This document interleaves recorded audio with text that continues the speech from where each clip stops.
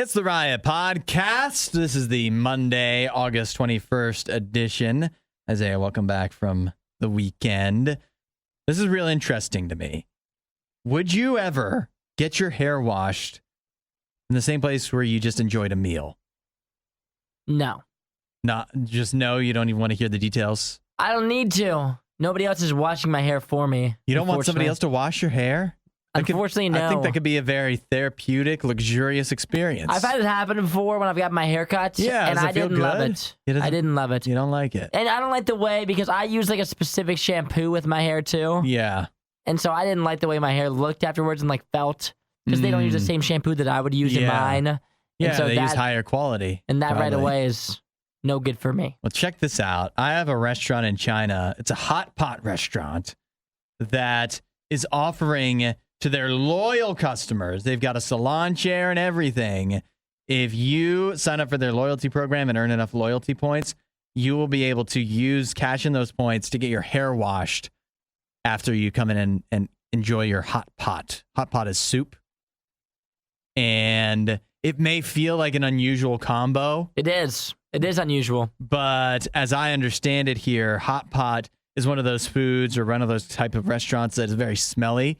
And so when if you go into the hot pot restaurant, you sit there and eat, you might leave and people would go, oh, you must have had hot pot for lunch when you get back to work, because it sticks on you. It sticks on your hair. I hate smelling like food.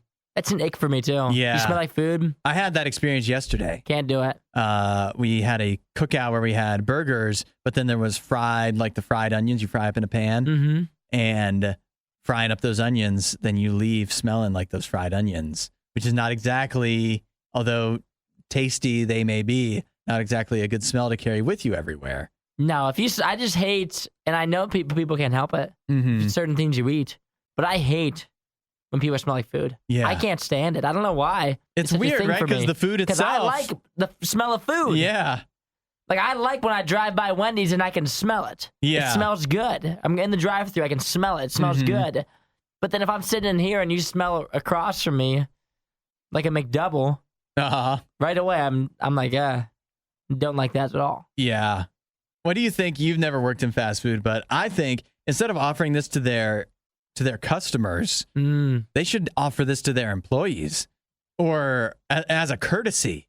Because if you're working in a stinky environment like this, actually, I mean, it really happens at any fast food restaurant, establishment, any restaurant in general, is that you leave your clothes and your body smelling like the restaurant. And some places that's worse than others. I was going to say, which one do you think is the worst? Worst place to leave smelling like the restaurant you work at? I'll tell you the restaurant that I think stinks the most is Subway. I thought you might say that. That Subway one came to mind for me too. has a horrible smell. I hate when you're walking into Walmart and they have the Subways inside, and it just permeates through the first half of the Walmart. I don't hate the smell, but it has a certain smell to it. Yeah. I don't dislike it. I like Subway a lot more than you, though. Yeah. I think if you work at Subway, they should wash your hair when you leave. I think that's when you leave there? Yeah. When you walk out the door, you should get a hair wash at Subway. I'm trying to think of other places that, for me, I don't know, Indian food, any kind of Indian food. Yeah. I do not like the smell of that at all. But I don't know where else I would think to be somewhere where I'm like, I'm good on. You don't want to go home smelling that way. Yeah, maybe Red Lobster. Smelling like fish, maybe. That little fishy smell. Ooh. Yeah. I don't like that at all. Any place with a lot of just onions and garlic too in the mix is just tough. Now the exception, barbecue restaurants. I'm happy to leave smelling like a barbecue restaurant. Take that with me, put that in a bottle, and put it on my skin. The barbecue sauce? Yeah, rub it all over me, because I'm good with that. Coat me down. Yeah, that's right. And that sweet baby rays. Head to toe. Well, this is... I'll give you one more. Ready? Yeah. If I had to pick one, I'm picking Annie Ann's. That you want to smell like Annie Ann's? Smell me like I can smell like a nice little pretzel. Yeah. Nice little iced pretzel. Douse you in cinnamon sugar. That's what I want to smell like. I'm good with that. All right, well, maybe this will make its way to the United States. Who knows? I think it'd be, I don't know. You know my thing about hair, so I don't know. If not fans. Yeah, not fans. All right, we got a good show for you today. Talking about a weird spot. People are taking naked pictures. Talk about Elon Musk's next change he wants to bring to Twitter that may not even be allowed. And a whole lot more. We'll see you guys soon. Catch you next time.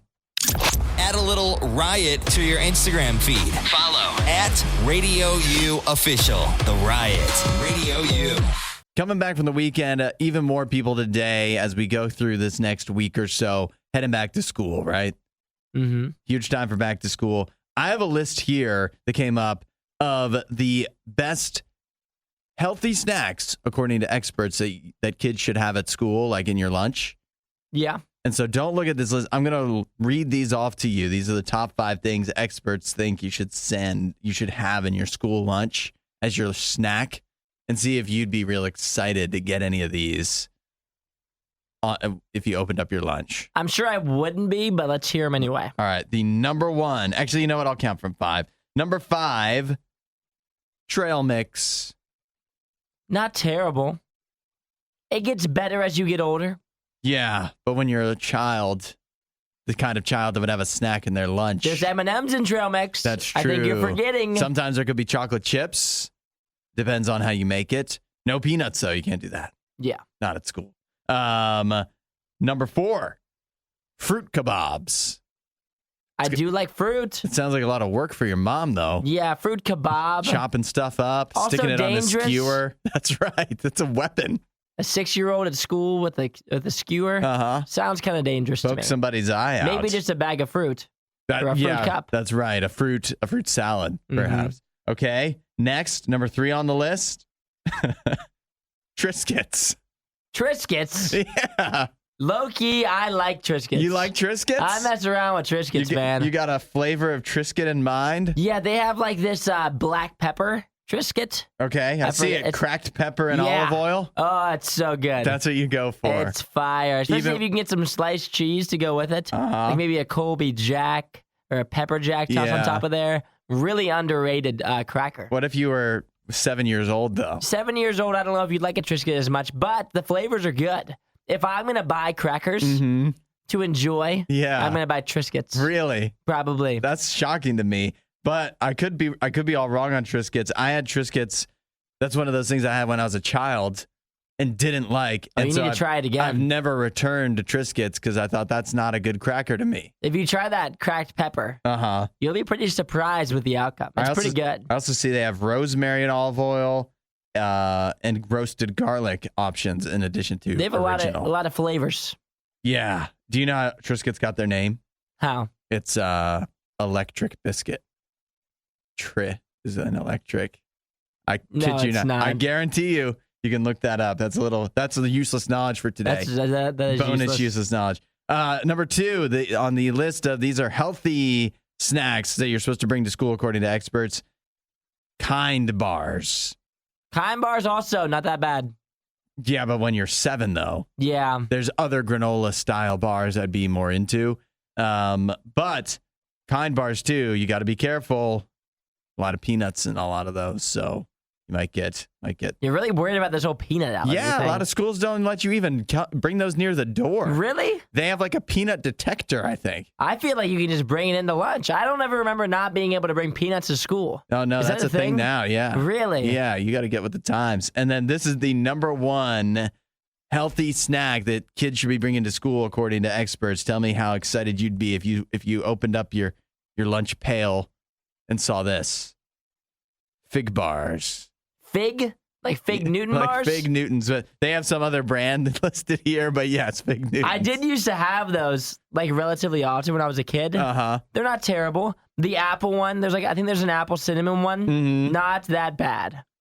Yeah. I mean, I would, yet again, when I'm a child, I'm not going to be excited about these. Any of them, probably. But I'm also not going to be the most angry kid in class. You're telling me these are healthy snacks? I could do worse. I guess. These aren't that bad. No. Well, welcome. I was for these. Welcome back to school, everyone. Bring your fig bars. Find more Riot content online. Riot.radiou.com. Are careening towards the beginning of college football season. You know, we got games this Saturday. Oh, I know. Yeah. I'm very familiar. I'm making sure you know. I'm very familiar. That this Saturday is when college football kicks off, I believe, in Ireland. Is that where it is? Yeah, Navy and Notre Dame. I was gonna say it's not like any like big games. It's more like not much this weekend. Yeah. But I mean, when it's the first games of the year, that just makes them big. It's exciting either way. And it is cool to see Notre Dame and Navy in Ireland. Anyways, but Chad Johnson, a.k.a. Chad Ochocinco, former superstar wide receiver for the Cincinnati Bengals, was asked recently about another superstar wide receiver, one you're well familiar with in college football, Marvin Harrison Jr. Plays for the Buckeyes. Yeah, you're a big fan, right? Oh, yeah. Well, it seems that Chad Johnson has high expectations for Marvin Harrison Jr. this year because he says that he's going to win his prediction is he's going to win the Heisman this year. And if he doesn't, Chad Johnson will never eat McDonald's again. Which doesn't seem like it's that crazy of a thing. But if you know Chad Johnson, you know that he eats McDonald's every single day. That's like been his thing for years. Even when he was in the NFL, he always said like he would get McDonald's breakfast every morning before he went to like training camp and everything. And so McDonald's was like his main source of food. That's like his whole shtick. Yeah. Is being the number one like McDonald's It's NFL surprising that he eater. Doesn't have like an endorsement deal with McDonald's. I know, you would think he just he does it would. for free, right? It kind of came out like at the end of his playing career. Yeah, his notoriety. Yeah, exactly. He was trying to like hop onto something, I think. Yeah. And then that's how he did it. Do you think how do you think the trainers on his team felt about that? Oh, they had to have hated it. You think? Yeah. Well, he was always like a skinny guy too. I mean, he played wide receiver. I'm looking at him now. If he's eating McDonald's every day, he carries it well. Oh, yeah, exactly. He does. Because he doesn't look like he could be. I mean, he's in good shape. He is. What can you say? He's not even in the NFL anymore. He's still taking care of himself, even with the McDonald's a day habit. So that's a big prediction there. Yeah, I'm looking at like Heisman Trophy odds too. Yeah. It says that Marvin Harrison Jr. sitting at like number 12 in odds to win it. That's bold. It is pretty bold. Chad Johnson's never eaten McDonald's again. I know. And I think he has a good shot of winning it, but at the same time, we have like a brand new quarterback. So yeah. You made this bold prediction. I did. You also thought a wide receiver would win the Heisman. Yeah, I thought that he had a good chance of winning it, but I wouldn't bet McDonald's on it. Yeah. And it would be tough for him, even if he's good. I mean, he is good, but I mean, even if he has a great season, what about the other wide receivers on his own team? They're pretty good. So, and like if any quarterback has a great year, that's like an actual great year, they're going to win it over him every single time. Yeah, wide receivers don't really win the Heisman very often. Not, but you have to have like an amazing season, which hopefully for the Buckeye fans listening, hopefully he does. Hopefully for you. We're not sure who behaves worse, the Riot or their dogs. I don't even know how to behave like a real human being. The Riot, Radio U. Isaiah, when someone texts you something funny, what abbreviation do you use to let them know? Usually I'll do like a crying, laughing face emoji. Yeah, you do love the emojis. Or I'll say like LOL. You say LOL. Or haha. Uh-huh. Oh, ha-ha. Or even sometimes ha ha ha. Depending on how funny it is. A triple ha. And then if it's really funny, then I'll capitalize and I'll do a ha ha ha ha ha. And that's what I've got for you. You have a ha-ha limit? No, I have no limit. No limit. It just depends on how funny it is. It depends on how like extra I'm really trying to be. Yeah. How funny I really think they're being. I'll tell you that I can tell you must be old. You must be a millennial because LOL is so outdated. It's so outdated. It is. It's very outdated. No, if you were hip like me, Isaiah, you would know. You would know that when somebody texts you something funny now, you use the abbreviation EJBOL. EJBOL? EJBOL. IJBOL. Which, I've seen this online. Yeah. And I don't know what the heck that even means. You don't know what it means? I think it's pretty. IJBOL. Yeah, I think it's fairly simple to figure out. As soon as I saw it the first time, I knew what that meant, what it stood for, which is I just burst out laughing. And it makes a lot of sense. I just burst out laughing. Yeah. I don't love it. You don't like it? I think it's very descriptive. That's the same thing as LOL. It's laugh out loud. I just burst out laughing. It's the exact same thing. It's not the same it's because the exact same. Laughing out loud could mean any number of things. I just burst out laughing means that you went from sitting there in silence to, bah! You had a big moment of laughter that you couldn't keep in. It burst out of you. See, but that means nothing to me because I know that when people receive my text, even if they send me that, I know they didn't actually laugh out loud. How many times have you read a text and you've actually laughed out loud? For me, not very often. It happens like once every couple of months. Yeah. Where I actually get a chuckle wherever I'm like walking through. That's right. That's I'm like why in the line at McDonald's and they get a little chuckle out of me. That's why I've always been anti-LOL. Because it's just not true. Yeah, I've never used it. I'm more of a ha-ha guy. I used to use, this is from a comedian, Dimitri Martin. He came up with LQTM, which is laugh quietly to myself, which is very much more accurate. But laugh quietly to myself. Sometimes if it's truthful, if the moment calls for it, each bowl is the way to go.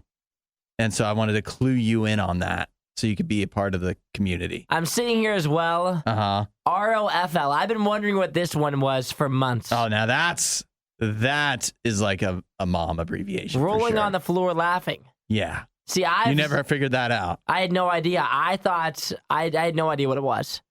I didn't even know it was for funniness. I didn't know what that was. Whenever anybody put it in a text, I just dismayed it. You never see people say ROTFLOL? ROTFL. No. Rolling on the floor laughing out loud. Yeah. Now it's just getting too extensive. Yeah. That's why I stick to ha-ha. Which it's is universal. By the way, that has never happened ever. You want to talk about nobody's laughed out loud. Nobody's ever rolled on the floor laughing out loud. That's why I just go with ha-ha, because you know it's genuine. Yeah. I'm saying what you said was funny. I'm not saying it was that funny, but I'm like, you made a joke. I'm making sure that you know that I saw it. But at the same time, everybody knows what that means. Yeah, I think if I text my mom IJBOL, she's going to think I want some new computer or something. Disinformation, mispronunciations, bad impressions. That's Hudson. This is The Riot on Radio U. Isaiah, check this out. Wendy's just made a big announcement recently. They're bringing a new item to their breakfast menu. Wendy's breakfast is underrated. I'll be the one to say it. They have a pretty good breakfast. I've said this. I'll say it again, that the first time I had Wendy's breakfast, it was when it was fairly, very new, and it was very, very disappointing at that time. And so I shied away from Wendy's breakfast for a long time. But then I realized that, maybe I needed to cut them some slack, because it was really early on. It was new for them. They were struggling through, still learning. But now they seem to have mastered it. It's pretty good. And so a new item coming to Wendy's breakfast menu is English muffin sandwiches. Never my go-to, but I know for some people they love these. But for me, never my go-to. Well, at McDonald's, these would be called the McMuffin, right? Which are like the most popular apparently breakfast very popular sandwich of all time. Which is surprising, because they're definitely not the best, right? Can we agree? I do not mess with McMuffins. No, I would never. Not my jazz. I don't pick the McMuffin. I'll tell you what some people that I know say it's good for, though, and that is the McMuffin real low calorie. Really? Yeah, so if you want a fairly reasonable breakfast option, fast food wise, when you're out and about, that's what you go for. You go for the McMuffin at McDonald's. But now Wendy's is coming McDonald's way. They're firing a shot across McDonald's bow by putting their own spin on a English muffin breakfast sandwich. Looks like you've got your choice of applewood smoked bacon, or a grilled sausage patty, along with, of course, the egg involved in the equation. You think we got to try these? I'm down to try them. They sound good. Yet again, I'm not a big McMuffin guy, but I do like English muffins. I like all of these items separately. I will eat them together. I think it'd be worth a try. Everyone's hyping them up. Yeah. They say the McMuffin is in trouble. And the reason I think this is, it's not just because Wendy's made such a similar item. I think it's because Wendy's breakfast is now getting to the point where it's overtaking McDonald's, and I'll be the one to say it. I think it's overtaking McDonald's. Needs to be worried? I think they might have to be, because I think Wendy's breakfast has gotten to the point now where their options are just better. I don't know about that. McDonald's feels so cheap, too, when you go for breakfast. And when I want breakfast, I usually want it to be cheap. Yeah, I guess it's kind of cheap. I don't know. I feel like all the fast food restaurants aren't as cheap as they used to be. If I'm going to go to McDonald's for breakfast, I'm going to get a McGriddle. Yeah. I like the McGriddle. The McGriddle's good. I also like the biscuit.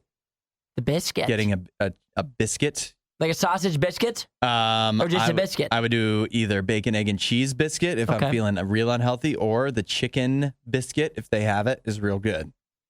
They also have the hash brown, which is a little bit of an X factor. Yeah, what does Wendy's have? They don't have that. But I feel like Wendy's sandwiches, like their breakfast sandwiches, are just better. They've got like at Wendy's, the maple croissant sandwich. Yes. That's good. They have their own honey butter biscuit. Pretty good. Like it's a real toss-up. It's a toss-up. Yeah, they've got the croissants, too, which are pretty good. I really like they had a hot honey breakfast biscuit. We tried that, yeah. And that was so good. And so when I look at them, I don't know. I guess it's for a preference thing, but maybe these English muffins, Wendy's take on McMuffins, will be enough to really start to get McDonald's working. We might have to give them a try. They launch tomorrow nationwide. I'll tell you, it's going to take some work. I like Wendy's breakfast. I like a lot of fast food breakfast, but when I think fast food breakfast, the first thing that comes to mind is always McDonald's. You won't hear a show like this anywhere else. And that's probably for the best. The worst of the riot. Radio U. Isaiah, question 1. You know what CAPTCHA stands for? CAPTCHA. Yes, I know exactly what that is. What is it? That is when you're trying to do something online and they want to make sure that you're not like AI. Yeah. And you have to click like 7 different things and it won't let you move on until you've picked all the fire hydrants in the buses, in the bicycles, and I hate it. I hate it so much. They suck, right? Yeah. You know what it stands for? What does it stand for? It stands for Completely Automated Public Turing Test to Tell Computers and Humans Apart. Well, it's getting extensive. Yeah. Every time I have to go through one of those, it just gets longer and longer. Like, how many times do I have to show you that I know which one the motorcycle is? Mm-hmm. It's getting ridiculous. It is. It's ridiculous. They're no fun. And check this out. According to some new research, some new tests that have been done, apparently those tests aren't even effective anyways. No way. You mean I've been wasting my time for 15 minutes before I can buy something? Yeah. We have researchers here at the University of California that they basically set up robots to try to take these tests, these CAPTCHAs, to prove that they aren't robots just the same way a human has to. And not only were the robots better, more accurate at solving the little CAPTCHA puzzles that we have to solve. Not only were the robots better, they're also faster. Makes sense. I mean, if they can figure it out, they're going to be better at it. Yeah. As soon as they master it. Get rid of the CAPTCHA. I'm over it. Yeah. And it does make sense. They say, although it's evolved, the CAPTCHA was invented in 1997. And we really thought that would hold up. Isn't that like when computers were like really like just starting to get good? Yeah. Yeah. I mean, not that many people had computers at that time. So, yeah, you can imagine AI was probably not even a twinkle in somebody's eye at that time. And they really thought that would hold up. Yeah. Over the course of like 20 years. Yeah. So now the question is, 1, how many robots are out there impersonating humans, just being able to bypass this test? And 2, why the heck are we all subject to this test? Why do we have to do it every time when it's really more of an annoyance than any kind of security measure? Yeah, that's wild. It said the bots taking the same test as the humans completed it in less than a second with 99.8% accuracy. And humans were doing it between 9 and 15 seconds, achieved only 50 to 84%. So it's keeping us out and letting them in, essentially, is what's going on. That's what it sounds like. I'm always scared to fail a CAPTCHA because then I don't know what happens. Yeah, I don't know if there's a way to fail. Have you ever been not allowed access? They just keep making you redo it, right? Yeah, you just keep on getting chances. It's like, try again. Which doesn't really make a lot of sense. Like, you think again. Odds are eventually a robot would have thought of it even if the robots weren't good at it. Yeah, exactly. It would be. Because they won't lock you out. They'll just keep saying, try again. Yeah. Let's try a stoplight traffic lights, idiot. Yeah. Pick the traffic lights.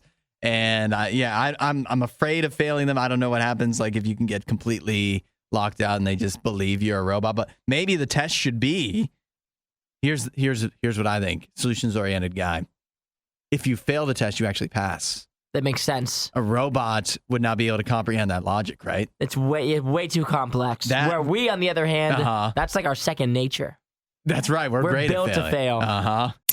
We're not sure who behaves worse, the Riot or their dogs. I don't even know how to behave like a real human being. The Riot, Radio U. Summer's not going to be around for much longer. That's sad in many ways.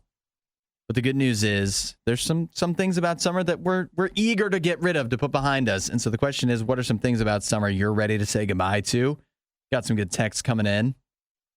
We have Regina, who says the humidity. It's a good choice. That is a good choice. Also, mosquitoes. A number one offender, many would say. Mosquitoes, I have here from a survey of 2,000 adults. Mosquitoes was the number one answer of things you're ready to kiss goodbye at the end of summer. 28% of people eager to get rid of the mosquitoes. It's wild that we haven't found a way to get rid of them year-round yet. Yeah, it is. The war with mosquitoes rages on. It's the longest war we've ever fought. It does. I don't know what they're good for. Nothing. Zero, nada. Not a whole heck of a lot of anything, but I'll tell you, mosquitoes might not have been the first thing that came to mind for me because I think I had a pretty good year regarding mosquitoes. You didn't get eaten alive, huh? I didn't have too many run-ins with mosquitoes this year. Well, good for you. Yeah. Glad it worked out for you. Not everyone can say the same. Aurora had a similar answer. She says summer is the worst, first of all. Whoa, that's aggressive. Yeah. And she said it's too hot and the bugs are horrible. So really very similar takes there from Aurora. I'll tell you what some of the other ones that were high on the list. Sweating. People don't like to sweat. No. I'm not a sweat. I don't consider myself a sweaty guy. I'm not a sweater either. I kind of like getting sweaty though. Whoa, I don't like that. It makes it feel like I disagree with that. Makes it feel like you've done something. And then just the excessive heat was also high on the list. What else did you have on your list of things that you're ready to be done with when summer's over? I love the summertime. It's not as much things that I hate about the summer, because the only things I hate about the summer is really just the bugs, the mosquitoes, the bees. If you get ants in your house, it's really annoying to have the ants in your house.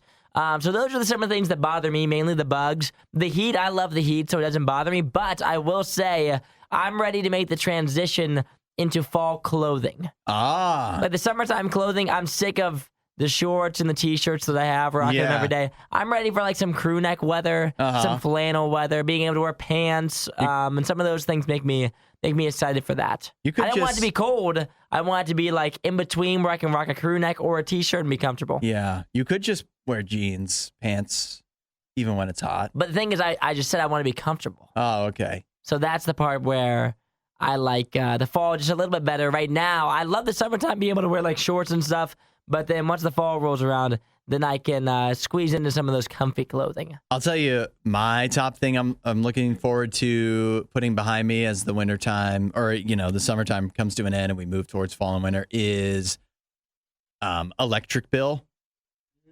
Because those have been real up high with the air conditioning needing to run. But I like to put a positive spin on it. I'm looking forward to a lower electric bill. So I'm ready to say goodbye to the high electric bill. I'm always big on this. I can't wait to I love having the windows open when we get the fall. That chill in the air. And then I'll have the windows open until it's like 30 degrees. I do love that chill. Yeah. There's something about that chill in the air. It's so exciting. But this has also brought all the summer haters out of the woodwork. And this is not that kind of show. This is not what we're looking for here. Yeah. We like summer. First of all, we like to be positive. Second of all, we love summer. We like summer here. It's just, there's some things we want to get rid of. The show stance is pro summer. And when the fall rolls around, that means football's back. Yeah. And we're positive that. We're pro fall. We're pro football. Disinformation, mispronunciations, bad impressions. That's Hudson. This is The Riot on Radio U. Did you see Elon Musk? He's got another controversial tweet that he tweeted out over the weekend. He says he wants to get rid of the block feature on Twitter /X. Your first thoughts? I'm against that. Against getting rid of it? I'm against getting rid of it. You blocked anybody on Twitter? I don't think I have. but I don't want to take the ability away from others to be able to do so. Yeah. Now, he says that he's going to delete block as a feature except for DMs. That's what he wants to do. You wouldn't be able to block people from, but like as it stands now, right? If you block an account, it can't even view your tweets. Yes. But the way he wants to make it is, if you block somebody, that just means they can't send you a DM. They can see everything you do. They can still reply in the comments, retweet your stuff, quote tweet your stuff, everything like that. He wants to get rid of all of that.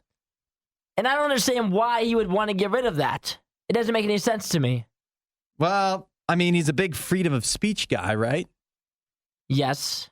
And so I guess he's saying that it's, as far as he's concerned, you should be free to be able to say whatever you want to people, and they have no option to ignore you. They have to hear it. They have to. See, that's what I think is wrong. Like, you can be a big freedom of speech guy, but if I don't like what people say, like if there's someone that I don't like, how their views or whatever it is, we just disagree, I just wouldn't be in the same room as them. Like, I wouldn't hang out with them. Yeah. But Twitter is like forcing you to be able to hear their thoughts. If you were to continue using it, and if he was to go through with this, yeah, it's just, I mean, and who does that actually improve the experience for? Nobody. If you block someone because you don't want to be able to see them on Twitter, it makes it more of an enjoyable experience on Twitter for you. If you can get on there and not have to worry about seeing a person's tweets, maybe getting retweeted, or them tweeting at you, or whatever the reason is, them replying to you, it makes it more fun for you. If you take this away, then just more people are going to get upset every time they get on the app. It sounds worse. He just seems really tone deaf here. And he said it makes no sense to even have the feature, but I think it makes a ton of sense. No, I think it makes the app better. I think it doesn't make any sense to get rid of it, because I think, am I getting harassed? Do I have people blocked? I probably have people blocked. I don't even know, because I've just been using Twitter for a while, but I don't like the idea of somebody that's annoying me and I can't do anything about it. And a lot of people annoy me. I don't know if you could tell. But also, I think, I don't know if it's so much now, but in the past, blocking sometimes has been kind of, like, you'd screenshot it. You tweet it out like a badge of honor. Like, look, I annoyed this person that we as a community, whatever, don't like so much. They blocked me. Yeah, exactly. So there goes that. There goes that little accomplishment you can get. Now, people have added, this is funny, on Twitter itself, he tweeted this out, X, and then there's a disclaimer on his very own tweet that says, readers added context. If the ability to block users was removed, X would not be allowed to be in the App Store or the Google Play Store because it would violate their policies to get rid of the block feature. So he can't even get rid of it. So I don't think he's actually going to get rid of it. He's all talk. Pretty big blow to the Twitter user base. Elon's so annoying. I can't stand him. Every time that his name pops up, it just makes me hate him just like a little bit more. He's just so tone deaf. I don't get it. I don't understand. Ironically, I might have blocked Elon Musk, actually. Not that it's helped me, because I still see his tweets and stories like this. He's unblockable. Yeah. The only thing Isaiah loves more than the riot is himself. Someone who probably still lives with his mother and hates himself. You're listening to The Riot on Radio U. Did you have like a special go-to move you would use to ask your parents if there was something like you really wanted them to buy you or something like that? That's a good question. You have a little trick that you're like, if I do this, Mom is definitely going to get me this. I don't think I ever did, unless it was like if I do whatever the chores were for the day that I was supposed to do anyway. Yeah. Then I would leverage those same things that were my daily tasks. Yeah, that you should have already been doing. Yeah, that were like required for me to do. I would leverage those same tasks. Yeah. To try to get something. Look, Mom, I did the dishes. Just like you asked me. You should buy me a new Nerf gun. Yeah. I made my bed today. She's like, you're supposed to make your bed every day. But listen, I did it, though. Yeah, I did it. That's right. I actually listened today. Yeah. I actually followed through. Do you also catch on, too? I think this is definitely true, that when you were a kid, like you might have had your little go-to tactics that you thought would make you more likely to get whatever it was. And then you realize maybe later on that your parents probably had made up their mind, or they had their answer already preloaded anyways. Yes. You could have been so good. And it wouldn't even matter. If they were not going to get it for you because it was $6,000, then they weren't going to get it for you. Yeah. No matter how good you were. I think eventually we kind of realize that with our parents that like their answer is they probably have already made up their mind on most of the things we ask anyways. But for some reason, people think there's like a special way that when you talk to God, you have to ask, and that kind of fits the same bill. That like, the reason God isn't doing this for me is because I have to ask. I'm not asking. I'm not talking to Him in just right specific way. And it's just not the case. I think God, in many times, is kind of like your parents. He's made up your mind, like He's got His idea, and the reason is because sometimes, unlike where your parents, maybe they just couldn't afford it. With God, sometimes stuff we ask for might not actually be what we want, or it is what we want, but we would realize if we got it that it's not what we want. Be careful what you wish for, they always say. But here's what I will tell you, that a lot of times we ask, God, give me this. God, fix this. And we have our one way in mind. And maybe we feel like the problem isn't getting solved or whatever because we're not asking the right way. But I think you have to view it in a different way. That Jesus will help you with your issues. And sometimes it's not that the issue will be solved. The issue goes away and gets swept under the rug and disappears. Or you get the thing you want because that's what you want. And that's the only way things should be. Sometimes when you start talking to God and you have a relationship with Him and you let Him into your life every day, what you'll realize is that although what you're asking for isn't coming, your ability to deal with the situation changes. Jesus will give you the tools to work through because we just can't always get what we want. That's not how life works. But God will show you how to also deal with when you don't get exactly what you want, but that's actually better. If you want to know more about that, hey, just start talking to God. Let Him talk to you. And if you want to know more, check out RadioU.com/free gift. The only thing Isaiah loves more than the riot is himself. Someone who probably still lives with his mother and hates himself. You're listening to The Riot on Radio U. I've got a sunflower field here in the UK. This is crazy. They've had to post signs and post out on their Facebook page and stuff asking people to please stop using their sunflower fields for nude photo shoots. They've had so many incidents of people showing up, stripping down, naked in the sunflowers, and then doing like, I don't know what these pictures are for. Is it artsy? Is it for OnlyFans? What is it for? But they're stripping down for naked photo shoots, and the sunflower field owners have had to say, please stop. This is not what this field is meant for. Are they like fully nude? Is it a fully nude thing? Does it matter? No. If it's only top or bottom half? It just seems like an odd place to go for this. Yeah. But also there's a lot of color. I feel like the sunflowers might be distracting. I think at the same time, though, I never understand why, like outdoors. Wouldn't you want to be somewhere where you weren't worried that maybe a random stranger wouldn't see? I don't know. I think if you're taking nude pictures, you're just thinking different. You know what I mean? I guess so. But at the same time, it's like that's like your product, isn't it?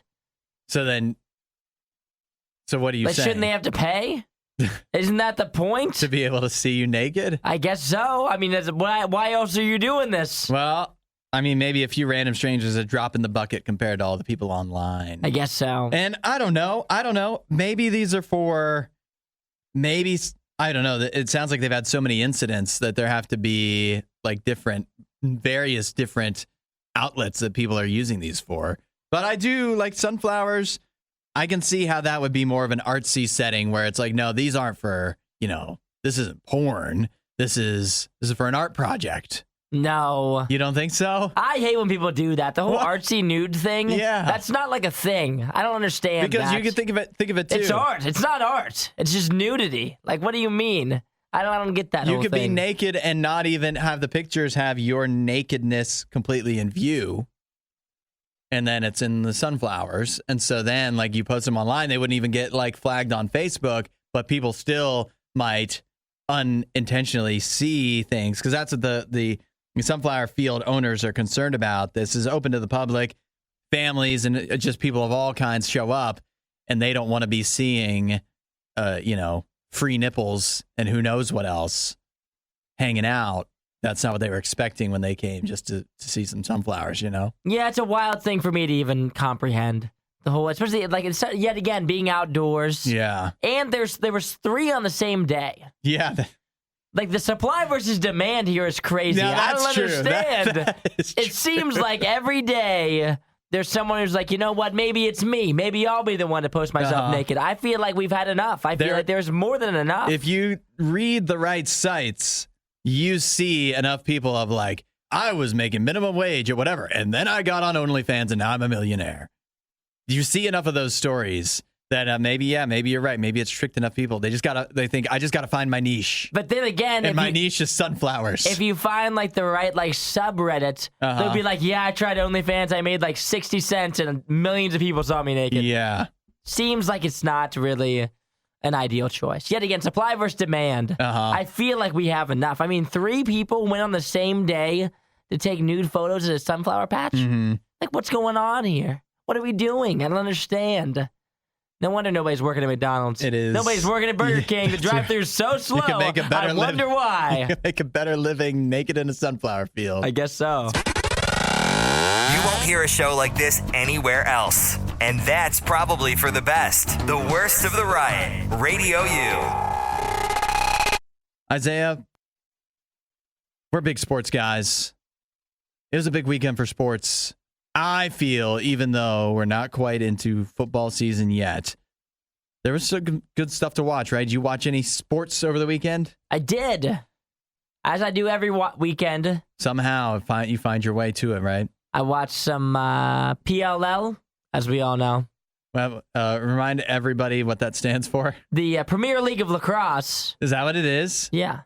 It's not even like professional lacrosse league? No, it's the Premier Lacrosse League. And so I watched some PLL. That's always exciting for me. I guess I'm a big lacrosse fan. If you have the PLL to turn to, you really do always watch sports. Yeah, I have it every weekend. It's awesome. It's on every weekend, Friday and Saturday this weekend. Bunch of games, so those were real exciting. I also, on Saturday night, went to like a watch party to watch some UFC action, which was the big sports of the weekend. No, you didn't. Yes, I did. I watched that UFC fight too. The headliner was Aljamain Sterling versus Sugar Sean O'Malley. It's a good nickname, huh? Except that there's been other Sugars in fighting in the past, so it feels not very original. But like Sugar Sean, it just kind of rolls off the tongue, you know? Sugar Sean. It does. But what if he was Sweet Sean O'Malley? That could be good too. That'd be pretty cool, right? Yeah. And that'd be different than fighters. There's been multiple fighters that have been called Sugar before, right? You know what Sterling's nickname was? I don't remember it. It's the Funk Master. Is that as good? No, I don't know. That's cool. Is that a good nickname? I love it. The Funk Master. I wish they called me the Funk Master. Apparently, he earned the nickname from his unorthodox wrestling style, the Funk Master. You want to start calling me that? The Funk Master? Yeah. I don't know if you're ready for that. Hudson the Funk Master.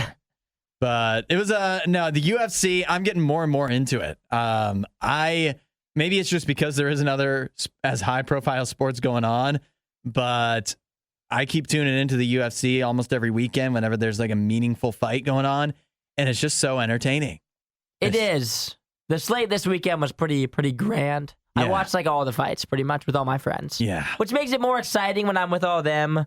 Because I'm not a huge UFC fan, but they know a lot more about UFC than I do. So they're always like, oh, this person's supposed to win, and this is an upset. And they're giving me the whole 411 on what's going on. When I'm watching UFC, though, I understand that there's a lot of it I don't understand. Like when I'm watching football, baseball, I get all the ins and outs. I know who's playing well, who's not, whatever. When I'm watching UFC, I'm just like, well, that guy's getting his head beat in, so I guess he's losing. And then it could be like, no, actually, because he wasn't. You know what's funny is this weekend, on that same note, when I'm watching sports, especially like football and stuff, a lot of times I'll say like, oh, they should have done this, or oh, they should have done that. Yeah. This weekend I caught myself because there was one point where like somebody had stumbled. Yeah. And I almost said like, oh, he should have tried to swing a punch there. Yeah. But I stopped myself mid-sentence because I was like, I have no idea like how much bad positioning you could even put yourself in. I don't know the first thing about UFC or fighting. Yeah. And so I got halfway through. He should have, and I just stopped. I was like, I don't know what he should have done. There was a fight, I believe it was, what is the guy's name? Ian Gary against Neil Magny, yes. right? Not that the names really matter to anybody who doesn't watch UFC, but Neil Magny kept getting his leg kicked out, and when he would fall down, he would be scooting on his butt like a dog with worms. And I feel comfortable saying he shouldn't be scooting on his butt. See, and I don't know much about fighting. That doesn't feel like a good strategy. I said the same thing, but the reason he wanted to do that is because he's really good on the ground, and Gary has no ground game. That's why he's a striker. And so he was saying, "Come down here," and he's, "I'll wrestle you down here," because he knew if they were standing up, he would be. It doesn't really done work for. like that, does it? That's what he wanted. Again, I don't know that. I don't know much. I don't think how it works like that, but. Can you imagine if two guys they were both scooting around like that? This is where I'm comfortable. It was exciting though. Sugar Sean won. Yeah, he now has the belt. He's like the biggest UFC fighter now. Yeah, I don't know much about fighting. I don't like him. So you don't like him? You're not a fan of Sugar Sean? No, I like him. I was rooting for him. You just heard the worst of the worst. We'd give you the best of the best, but we'd have to find that. As soon as we do, you'll be the first to know.